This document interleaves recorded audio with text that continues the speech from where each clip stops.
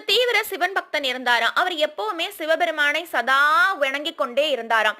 அப்பொழுது திடீரென அவருக்கு ஒரு எண்ணம் தோன்றியது. எப்பவுமே நம்ம கும்பிடுறோமே, ஆனா சிவபெருமான் ஒரு முறை கூட நமக்கு தரிசனம் குடுக்கலையேன்னு சொல்லி புலம்ப ஆரம்பிச்சாரு. அவருடைய புலப்பம் கடைசியில கோவத்துல கொண்டு போய் முடிஞ்சது. சிவபெருமானை ஒரு பரண் மீது தூக்கி வைத்துவிட்டு, நான் இனிமேல் கும்பிட மாட்டேன்னு சொல்லிட்டு, வைணவ சமயத்துக்கு மாறி ஒரு அழகான மகாவிஷ்ணுவை எடுத்துட்டு வந்து சாமி கும்பிட ஆரம்பிச்சாராம். அவருக்கு அழகிய நறுமணமான ஒரு வாசனையாக இருக்கக்கூடிய சாம்பிராணியை போட்டு மகாவிஷ்ணுவை வணங்க ஆரம்பிச்சாரு. உடனே அவருக்கு ஒரு எண்ணம் தோன்றியது.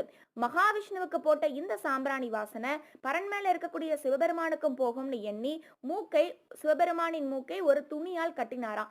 அடுத்த கணமே சிவபெருமான் அந்த பக்தனுக்கு காட்சி கொடுத்தாரு. உடனே பரம்பொருளே, இத்தனை நாள் காட்சி கொடுக்காம இன்று கொடுத்திருக்கீங்களே, காரணம் என்னன்னு அந்த பக்தன் கேட்க, அதற்கு சிவபெருமான் சொன்னாராம், இந்த கணம் வரைக்கும் நீ என்ன கல்லா நினைச்ச, இப்பதான் உன்னுடைய பக்தி நம்பிக்கையாக மாறி இருக்கு.